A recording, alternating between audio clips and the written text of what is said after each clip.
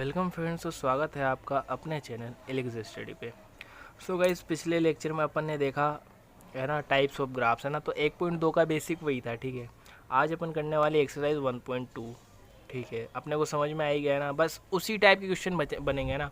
तो अपन ने बेसिक इसका देख लिया, ठीक है ना। जो भी बेसिक बनता है, मान लो जो भी बेसिक बनता है वो अपन ने क्या इससे पिछले वाले लेक्चर में देख रखा है अपन ने, ठीक है। इस वाले में अपन को क्या डायरेक्ट 1.2 करनी है, ठीक है। तो बिना टाइम वेस्ट किए करते हैं। देखना ये बहुत आसान है, आप भी कर लोगे मेरे साथ साथ। मान लो 10-15 मिनट में हो जाएगी ये पूरी एक्सरसाइज, ठीक है। तो चलो स्टार्ट करते हैं। Okay, so guys, first question क्या है, निम्नलिखित में कौन से रिक्त समुच्चय के उदाहरण है ना।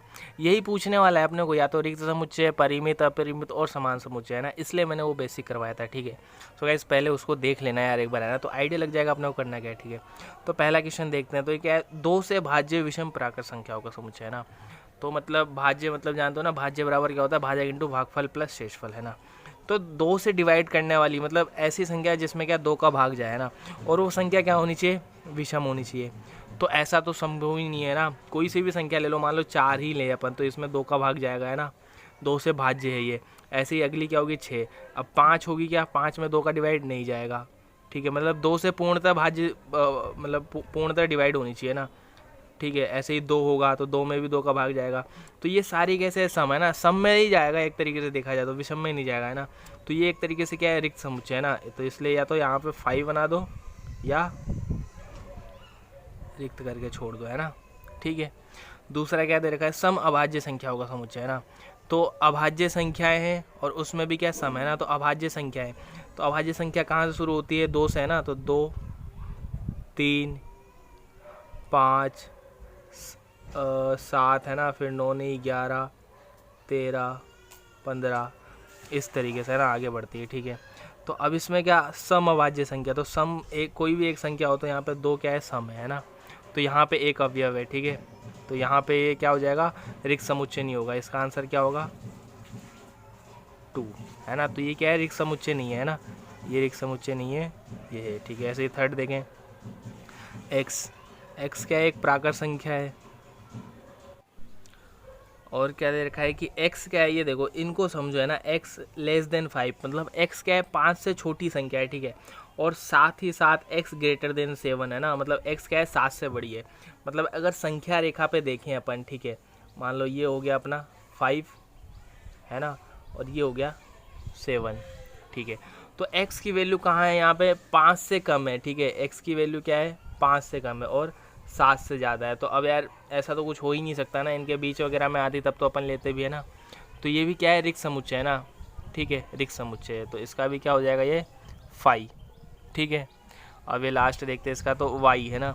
y किन्हीं भी 2 समांतर रेखाओं का उभयनिष्ठ बिंदु, है ना। कोई भी 2 समांतर रेखाएं ले लो, तो अपन ले लिए ये, है ना, ये 2 समांतर रेखाएं, ठीक है।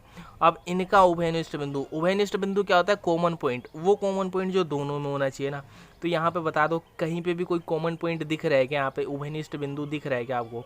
मान लो किसी भी एक रेखा पे लूँगा, है ना, तो ये इसके लिए होगी, दूसरे के लिए नहीं होगी, है ना। तो समांतर रेखाओं का तो उभयनिष्ठ बिंदु होता ही नहीं। मान लो ऐसे होता है ना, प्रतिच्छेदी रेखाओं का होता है ना, ये वाला उभयनिष्ठ बिंदु, है ना। जहाँ पे प्रतिच्छेद करती है मतलब इंटरसेक्ट करती है, वही तो होता है ना। मतलब जहाँ काटती है वही तो होता है क्या, उभयनिष्ठ बिंदु। अब ये काटेगी ही नहीं तो उभयनिष्ठ बिंदु कहाँ से होगा, है ना। तो ये भी क्या हो जाएगा, रिक्त हो जाएगा, है ना। तो पहला, तीसरा और चौथा क्या है, रिक्त, और दूसरा क्या है, उसका अवयव है 2, ठीक है। सो गाइस, अब देखते हैं दूसरा सवाल। Okay, so guys, second question, है ना। सेकंड क्वेश्चन क्या बोल रहा है, निम्नलिखित समुच्चय में से कौन से परिमित और अपरिमित है, अपने को ये बताना है ना। फाइनाइट और इनफाइनाइट है बस, है ना। ये पता है अपने को, है ना। परिमित में क्या होता है, अवयवों की संख्या क्या होती है, निश्चित, है ना, फाइनाइट। और अपरिमित में अनिश्चित यानी इनफाइनाइट, ठीक है। तो अब जिसमें अपने को निश्चित अवयव बोलेंगे वो है, नहीं होंगे तो नहीं है, ठीक है। तो वर्ष के महीनों का समुच्चय, तो वर्ष के महीने, है ना, तो 12 महीने होते हैं ना, तो मतलब फिक्स है ना। तो ये क्या है, परिमित है, ठीक है। क्या है, परिमित है, ठीक है। अब ये 1 2 3 ऐसे करके ये पता नहीं कहाँ तक जा रहे हैं। ये किसका है, एक तरीके से देखा जाए तो नेचुरल नंबर तक है, नेचुरल नंबर, है ना, प्राकृत संख्याओं का। तो ये भी कहाँ तक जाता है, ये 1 से लेकर अनंत तक, है ना। और अनंत अपने को पता है ही नहीं, तो ये बहुत सारे नंबर हो जाएंगे, है ना। तो ये क्या हो जाएगा, अपरिमित, है ना। ये क्या हो जाएगा, अपरिमित, ठीक है। अब ये देखें 1 2 3 ये 99 100, तो 100 तक है ना, अपने को फिक्स पता है 100 तक है ये, है ना। तो ये क्या हो जाएगा, परिमित। देखना आ गया अब अपने को, ये क्या हो जाएगा, फाइनाइट। ठीक है, 100 से बड़े धन पूर्णांकों का समुच्चय है ना, 100 से बड़े धन पूर्णांक है ना, मतलब एक तरीके से प्राकृत में भी ले लें तो 100 से बड़े है ना धन पूर्णांक, तो बहुत है, अनंत तक जाएंगे। अब अपने को पता ही नहीं अनंत में कितनी संख्याएं होती है ना, तो ये भी क्या हो जाएगा, अपरिमित है ना, इनफाइनाइट। ठीक है, अब क्या 99 से छोटे अभाज्य पूर्णांकों का समुच्चय, तो 99 से छोटे तो फिक्स होंगे है ना, 99 से छोटे जितने भी हो है ना, 1 2 3 है ना, 5 ऐसे करके 99 तक है ना, 99 नहीं 97 तक लास्ट होगा, तो ये भी फिक्स है ना, तो ये भी कौन सा हो जाएगा, परिमित है ना, ये कौन सा हो जाएगा, परिमित। तो अपना आंसर देखा जाए तो पहला परिमित, दूसरा अपरिमित, फिर तीसरा परिमित, चौथा अपरिमित, फिर पांचवा परिमित, है ना गाइस, सीरियल वाइज चल रहा है यार, अपन क्या कर सकते हैं। ठीक है, अब देखते हैं थर्ड क्वेश्चन, दिख रहा है ना, चलो ठीक है। तो क्या है, निम्नलिखित समुच्चय में से प्रत्येक के लिए बताइए कि कौन परिमित है और कौन अपरिमित है ना। ऊपर वाला ये है ना, ये फालतू में बढ़ा दिया, इसको ही उसमें डाल देता है ना, लेकिन फिर लगता है कि 10 क्वेश्चन ऐसे थोड़ा अच्छा लग रहा है ना।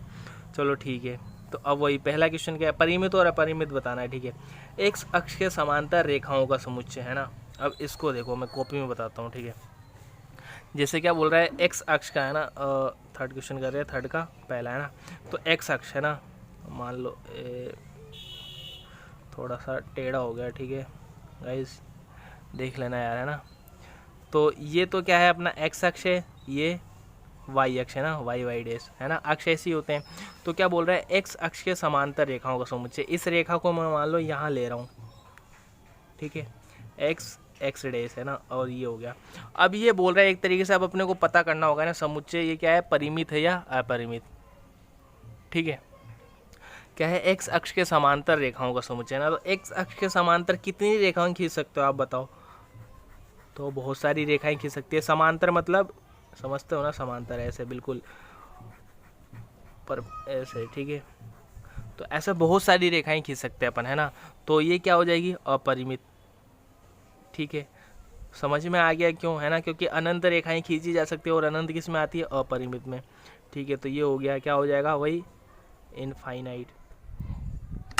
ठीक है, चलो अब क्या है, अंग्रेजी वर्णमाला के अक्षरों का समुच्चय है ना। तो अंग्रेजी वर्णमाला में कितने अक्षर हैं, 26 अक्षर है ना, तो फिक्स है ना, लिख सकते हैं अपन, तो ये क्या हो जाएगा, फाइनाइट। ठीक है, उन संख्याओं का समुच्चय जो 5 के गुणा जो है ना, अब ये देखो 5 के गुणा है ना, मतलब वो संख्या है जिसमें 5 का भाग जा रहा है ना। तो यार ये तो बहुत सारी है ना, माइनस में भी होगी कुछ, मान लो -5 -10 ऐसे करके है ना, फिर क्या होगा 5 10 ऐसे करके क्या अनंत तक जाएगा, है ना, अनंत तक जाएगा, और माइनस में भी अनंत तक जाएगा।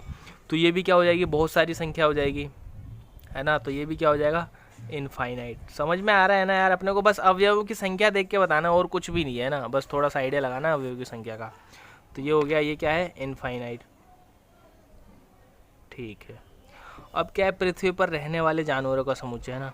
अब ये देखो यार, ये फाइनाइट इनफाइनाइट दोनों हो सकता है ना। एक तो क्या है, पृथ्वी पर जानवर रह रहे हैं, ठीक है, तो इसके बारे में अपने को पता है एक तरीके से, है ना, पता लगाएंगे तो पता चल जाएगा, है ना। वैसे तो बहुत सारे हैं जिनके बारे में अभी अपने को पता नहीं है ना, तो उस तरीके से तो क्या हो जाएगा, इनफाइनाइट है ना। लेकिन क्या है, पता लगाया जा सकता है ना, जानवर क्या फिक्स होंगे पृथ्वी पर, है ना, पृथ्वी पर अपन रहने गिन सकते हैं, तो ये क्या हो जाएगा, एक तरीके से फाइनाइट हो जाएगा। ठीक है, इसको इनफाइनाइट भी कर सकते हो ना, रीज़न दे देना, क्योंकि कई जानवरों के बारे में अपने को पता है ही नहीं, अभी बहुत सारे जानवर हैं जिनका नाम नहीं जुड़ा है ना, तो इस तरीके से। वैसे तो ये फाइनाइट है ना। अब क्या है, मूल बिंदु 0,0 से होकर, ये हो गया ना, 0,0 से होकर जाने वाले वृत्तों का समुच्चय है ना। तो ये एक्सिस दिख रहा है ना, तो ये क्या है, 0,0। अब इस बिंदु से कितने वृत्त गुजर सकते हैं ना, तो कुछ ऐसे होगा, कुछ ऐसे होगा, कुछ ऐसे होगा, कुछ ऐसे होगा, कुछ ऐसे होगा, कोई बड़ा होगा, फिर उससे बड़ा होगा, फिर उससे बड़ा होगा, तो ऐसे करके कितने अनंत गुजर सकते हैं ना, बहुत सारे वृत्त गुजर सकते हैं। तो अनंत को अपन क्या बोलेंगे यहाँ पे, अपरिमित। ठीक है, ये भी क्या हो जाएगा, इनफाइनाइट। ठीक है, तो ये क्या हो गया, पहले का अपरिमित, दूसरे का परिमित, फिर तीसरा अपरिमित, चौथा परिमित, पांचवा अपरिमित। ऊपर वाले से जस्ट उल्टा है ना, ऊपर वाले में पहले परिमित था, अपरिमित है ना। अब यार ये तो छोड़ो है ना, ये तो बच्चों वाली बात है, कंपैरिजन करने में थोड़ा अच्छा लगता है ना। चलो ठीक है, अब है फोर्थ क्वेश्चन। ठीक है, ये क्या बोल रहे हैं, निम्नलिखित में बतलाइए कि ए बराबर बी है अथवा नहीं है ना। तो ए बराबर बी मतलब वही समान अवयव है ना, समान समुच्चय है ना। समान समुच्चय कब होंगे, जब दोनों में तथ्यतः समान अवयव हो, ठीक है। तो पहला का ए में क्या है, A B C D, B में क्या है, डी सी बी है, मतलब ए बी सी डी, वही दोनों में सेम अवयव है ना। तो पहला तो क्या हो जाएगा, समान है, ठीक है ना, लिख देना, क्योंकि दोनों में तथ्यतः समान अवयव है। दूसरा देखिए 4 8 12 16, 4 8 16 18, तो यहाँ पे 12 है और यहाँ पे 18 है, तो ये क्या हो जाएगा, असमान हो जाएगा, ठीक है। पहला वाला तो क्या है, समान, दूसरा वाला क्या है, असमान, ठीक है। मतलब समान समुच्चय नहीं है, ए बराबर बी नहीं है, ये बोल देना आप तो, है ना। ए बराबर बी है यहाँ पे, ए बराबर बी नहीं है, ठीक है। थर्ड वाला देखें तो 2 4 6 8 10, और यहाँ पे एक्स क्या है, समधन पूर्णांक है, और जो क्या है, एक्स लेस देन 10 है ना, मतलब लेस देन 10 धन पूर्णांक है, मतलब आगे शुरू होगा 2 से, है ना, धन पूर्णांक वही है ना, और 10 के बराबर है या 10 के नीचे, 10 से कम हो गया ना, तो 2 4 6 8 10, ठीक है। तो ये भी क्या है, समान ही है, ए बराबर बी, ठीक है।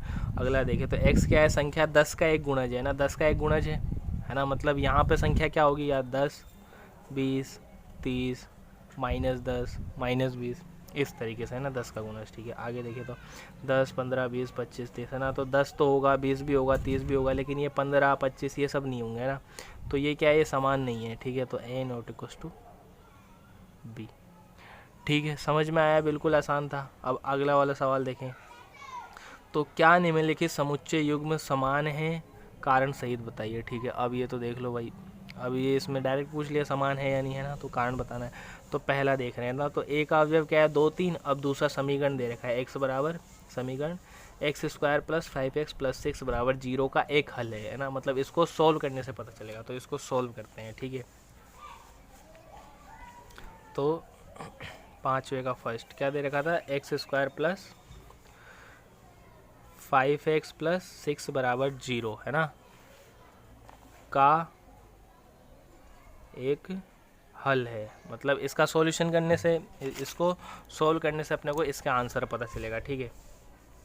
तो इसको सॉल्व करते हैं ना। सॉल्व करने के लिए मैं बता रखा हूँ, है ना, अपन ने पढ़ा है गुणनखंड वगैरह, है ना, फैक्टराइजेशन मेथड, है ना। तो यहाँ पे गुणा करने पर 6x² आना चाहिए, जोड़ने पर 5x, तो टुकड़े क्या होंगे, 2x + 3x, है ना।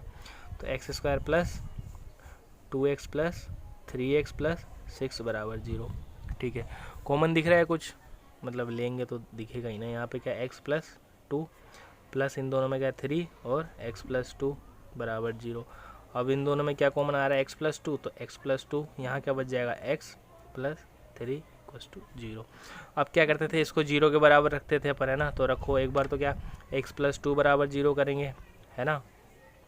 दूसरी बार क्या होगा, x + 3 बराबर 0 करेंगे, है ना। तो यहाँ से x बराबर क्या आ जाएगा, -2, यहाँ से x बराबर आ जाएगा -3। तो इसका जो सॉल्यूशन होगा, है ना, मान लो b जो दे रखा है ना, समुच्चय है ना, समुच्चय में क्या दे रखा है, b, है ना। तो b के अवयव क्या आ जाएंगे, -2, -3, है ना। इसको सॉल्व करने पे अपने को क्या मिला, है ना, यहाँ लिख देता हूँ, b बराबर क्या मिला, -2, -3, है ना। तो अब देख लो a का अवयव क्या है, 2, 3, -2, -3, तो ये समान नहीं है, ठीक है, समान नहीं है। तो लिख देना समुच्चय युग्म समान नहीं है, मतलब वही a not equal to b। दूसरा देखें, है ना, a क्या दे रखा है, फॉलो का एक अक्षर, है ना। फॉलो का अगर अपन सेट बनाए, है ना, a, मान लो इसका मैं सेट a बना रहा हूँ, है ना, इसका वाला, तो क्या बनेगा, FOL, फिर L आई गया, फिर O आई गया, फिर W, है ना, ये आ गया। और दूसरा क्या दे रखा है, वाई शब्द वॉल्फ का एक अक्षर, है ना। वॉल्फ का बनाएंगे तो B, है ना, तो WOLF, है ना। अब देखा जाए WOLF दोनों में तथ्य से समान अवयव है ना, तो ये वाला क्या होगा, है ना, यहाँ पे क्या होगा, A = B होगा, ठीक है। भाई समझ में आ रहा होगा, है ना, आराम से कर रहे हैं अपन, बिल्कुल। अब लास्ट वाला क्वेश्चन है, ठीक है। ओके, सो गाइज अब ये क्वेश्चन देख रहे हैं ना, तो नीचे दिए समुच्चय में समान समुच्चयों का चयन कीजिए, है ना। अब ये तो अपन बिना कुछ किए भी कर सकते हैं, ठीक है, क्योंकि इसमें सारे में अवयव दे रखा है ना, तो अपन को ज़्यादा मेहनत करनी है ही नहीं। अब ए में देख लो 2 4 8 12, ठीक है। बी में देखा जाए 1 2 3 4, सी में 4 8 12 14, डी में 3 1 4 2, ई में -1 +1, फिर एफ में 0, a, फिर जी में 1, -1, एच में 0, 1। अब अपने को देखना है समान है ना, तो ये इसके बराबर तो कोई है ही नहीं है ना, 2 4 8 12 किसी का है ही नहीं, ठीक है। 1 2 3 4 3 1 2 4 है ना, तो ये है ना 4 2, तो b बराबर d है ना। सिक्स्थ में पहला तो क्या होगा, b बराबर d है ना, समान समुच्चय है ना, दोनों में समान अवयव है, 4 4 अवयव हैं, ठीक है। तो ये हो गया, फिर b बराबर d हो गया, ठीक है, ये हो गया। अब c क्या है, 4 8 12 14, अब इसके बराबर भी कोई नहीं है ना, इसको भी ऐसे कर देते हैं, ठीक है। अब e में -1,1 और g में भी 1, -1, तो दोनों में समान अवयव है ना, तो ये भी हो जाएगा, ठीक है, e और g। f में क्या है, 0, a नहीं है ना, और h में क्या है 0,1 a ये भी नहीं है। तो अपने पास क्या 2 ही सेट आया ना, पहला तो b, d मतलब b बराबर d, दूसरा क्या है e बराबर g है ना। अब देख लो b के बाद एक छोड़ के d आया है ना, वैसे ही क्या e के बाद एक छोड़ के g आया है ना। ये मतलब ये लॉजिक लगाना सीखो है ना, आगे चल के ऐसे ही सवाल भी आते हैं ना, ठीक है। ओके, सो गाइस कितनी आसानी से कर लिया अपन ने है ना ये एक्सरसाइज, ठीक है। आपको भी समझ में आया होगा है ना, अपन ने किया है वैसे है ना। तो वैसे तो 5 से 10 मिनट का ही था, ये इतना ही था है ना, बस थोड़ा सा ढंग से लिखना है क्योंकि अपने को नंबर लेने है ना फ़िलहाल। और आगे मान लो कंपटीशन की तैयारी कर रहे हो तो उनमें तो बिल्कुल ऐसे ही उड़ा के आना है बिल्कुल, है ना, ठीक है गाइस। अब अगले लेक्चर में क्या देखेंगे अपन, उपसमुच्चय है ना। ये भी क्या है, मेन टॉपिक है एक तरीके से। मेन टॉपिक तो क्या है यार, पूरा चैप्टर अपन पढ़ रहे हैं सीक्वेंस से है ना, तो धीरे धीरे करके आगे बढ़ रहे हैं अपन है ना, समझ में भी आ रहा है, ठीक है, कोई दिक्कत नहीं है। अब यहाँ पे उपसमुच्चय है ना, तो उपसमुच्चय देखेंगे क्या होता है ना, क्योंकि अभी ये तो शुरुआत का चैप्टर है ना। अब ये इसी से भाषा सीख रहे हैं अपन 11वीं की धीरे धीरे है ना, थोड़ी हवा लग रही है अपने को है ना, बस इतना है, ठीक है। तो उपसमुच्चय है, उपसमुच्चय के बारे में देखेंगे किसे कहते हैं, क्या होता है, कैसे क्या है ना। फिर ये है, दिख रहा होगा, ठीक है।